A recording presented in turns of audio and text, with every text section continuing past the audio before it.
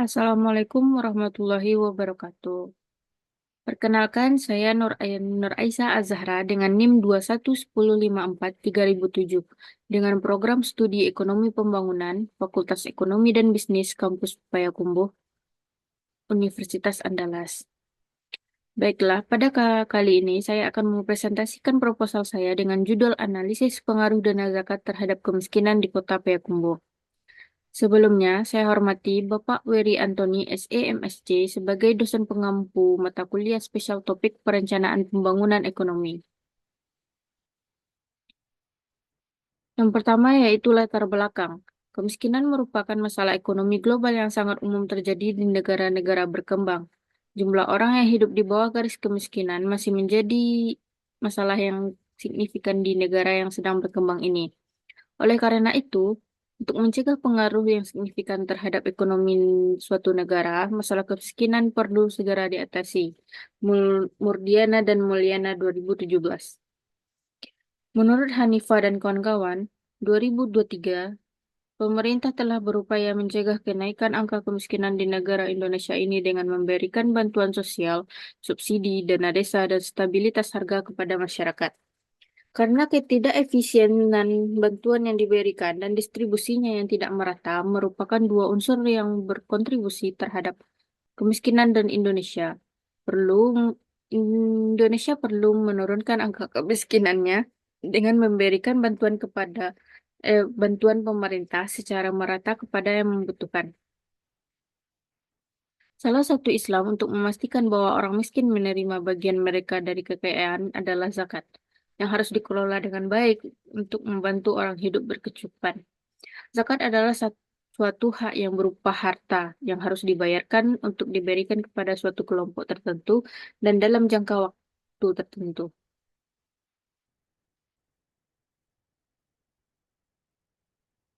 Kota Payakumbuh di Provinsi Sumatera Barat merupakan salah satu daerah yang memiliki potensi zakat yang besar. Provinsi Sumatera Barat yang mayoritas penduduknya beragama Islam telah menerapkan kebijakan zakat wajib bagi aparatur sipil negara atau ASN. Zakat ini dipotong langsung dari gaji pegawai sehingga jumlah dana zakat yang terkumpul relatif tinggi dibandingkan daerah lain. Kebijakan ini diharapkan dapat membantu mengurangi angka kemiskinan di daerah tersebut. Berdasarkan data dari Basnas, Sumatera Barat memiliki potensi zakat yang signifikan. Namun, tantangannya adalah bagaimana zakat tersebut dapat dikelola dan disalurkan dengan baik agar tepat sasaran dan berdampak langsung terhadap kesejahteraan masyarakat miskin.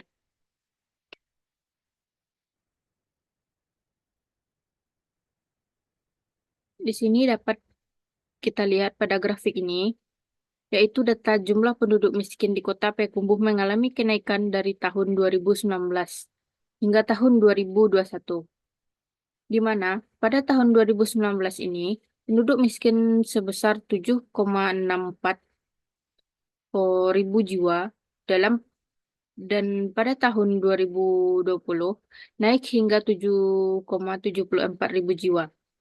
Dan pada tahun 2021 naik hingga 8,66 ribu jiwa.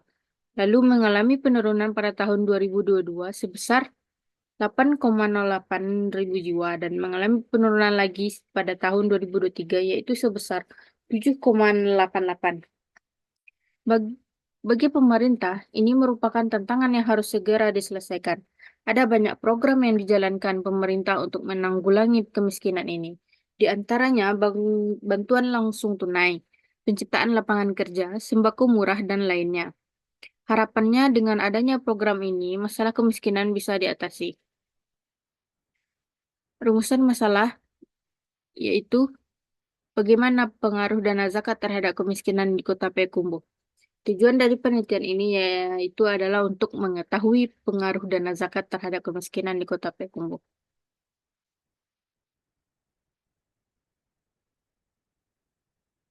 Tinjauan pustaka.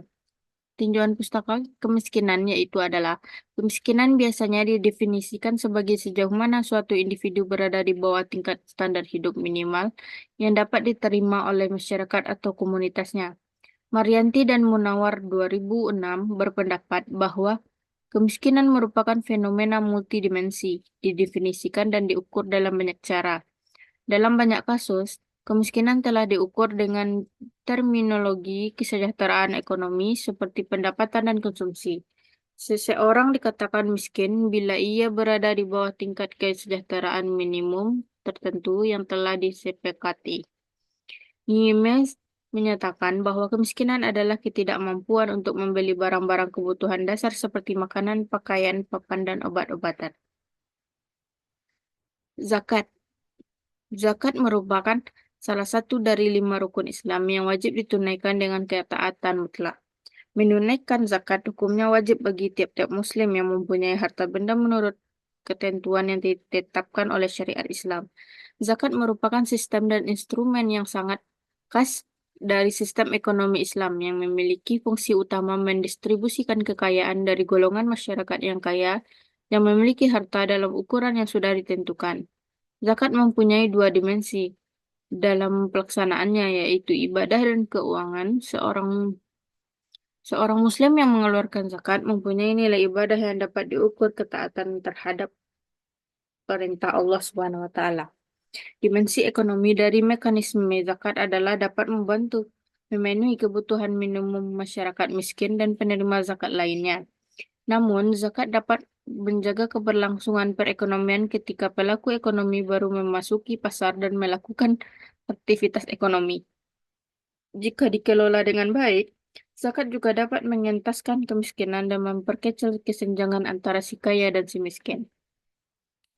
Penelitian terdahulu yang pertama yaitu yang diteliti oleh Irma Dinda Hanifa, Bayu Ardianto, Ellen Diarmenitias, Agus Eko Sujaya pada tahun 2023 melakukan penelitian yang berjudul Analisis Pengaruh Dana Zakat dalam Mengatasi Kemiskinan di Indonesia pada tahun 2017 sampai 2021. Yang kedua yaitu yang di, Nadia Nurel Firdaus pada tahun 2023 melakukan penelitian yang berjudul Zakat Utilizing in Poverty Alleviation Case Study Dompet Duafa Yogyakarta. Yang ketiga yaitu Nur Fitri Martaliah, Efni Anita, Fuad Rahman, Lutfi Naufal Ramli pada tahun 2023 melakukan penelitian yang berjudul Pengaruh Penyaluran Dana Zakat dan IPM terhadap Kemiskinan di Provinsi Jambi periode 2010 sampai 2021. Yang keempat, Didin Muhafidin pada tahun 2023 melakukan penelitian yang berjudul Implementation of the Zakat Policy as one of the effort to reduce poverty in Indonesia. Yang kelima, Fitri Nurjannah, Kusnendi, dan Juliana pada tahun 2019 melakukan penelitian yang berjudul The Impact of Economic Growth and Distribution of Zakat Funds on Poverty, Survey in the Third District of West Java Province periode 2011 sampai 2016. Yang keenam, Muhammad Iqbal Tawakal, Diana Sapa Aha pada tahun 2018 melakukan penelitian yang berjudul Pengaruh Zakat terhadap Kemiskinan di Provinsi Aceh. Yang ketujuh yaitu Abdul Haris Romdoni pada tahun 2017 melakukan penelitian yang berjudul Zakat dalam Mendorong Pertumbuhan Ekonomi dan Mengentaskan Kemiskinan. Yang kedelapan, Firmansyah pada tahun 2013 melakukan penelitian yang berjudul Zakat ada sebagai instrumen pengentasan kemiskinan dan kesenjangan pendapatan. Yang kesembilan, Novarini pada tahun 2012 melakukan penelitian yang berjudul Peran Dana Zakat dan Mengurangi Ketimpangan Pendapatan dan Kemiskinan. Kerangka pemikiran pada penelitian ini yaitu adalah dana zakat sebagai variabel X dan kemiskinan sebagai variabel Y.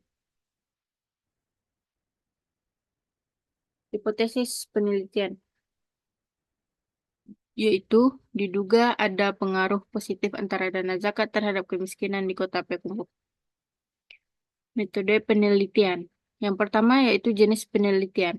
Penelitian yang saya lakukan ini adalah dengan menggunakan pendekatan kuantitatif. Yang kedua, metode pengumpulan data. Data yang digunakan dalam penelitian ini adalah data sekunder berupa laporan penyaluran zakat dan dana kemiskinan Kota Payakumbuh. Variabel dependennya yaitu kemiskinan dan variabel independennya yaitu zakat, dana zakat. Metode analisis data dalam penelitian ini yaitu ada tiga, yaitu pengujian asumsi klasik, uji regresi, dan analisis regresi sederhana. Asumsi klasik itu terbagi empat, yaitu uji normalitas, uji heteroskedastisitas, uji autokorelasi, dan uji multikolinearitas. Dalam uji regresi yang yang saya lakukan dalam penelitian ini yaitu yang pertama, uji parsial atau uji T. Signifikansi koefisien parsial ini memiliki distribusi T dengan derajat kebebasan n kurang 1 kurang 1 n kurang k kurang 1 dan signifikan pada alfa sama dengan 0,05. Yang kedua yaitu uji regresinya adalah koefisien determinasi atau R kuadrat. Koefisien determinasi digunakan untuk mengukur sejauh mana variabel independen dalam model regresi menjelaskan variabel dependen.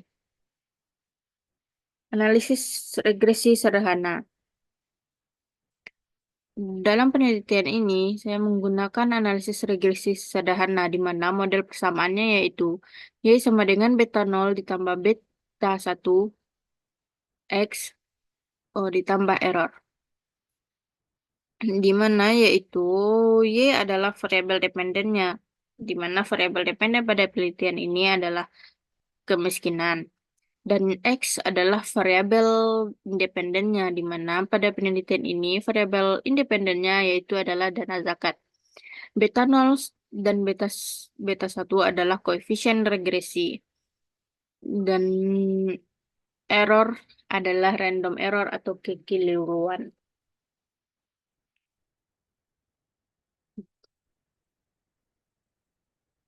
Terima kasih untuk waktunya. Sekian yang dapat saya sampaikan. Assalamualaikum warahmatullahi wabarakatuh.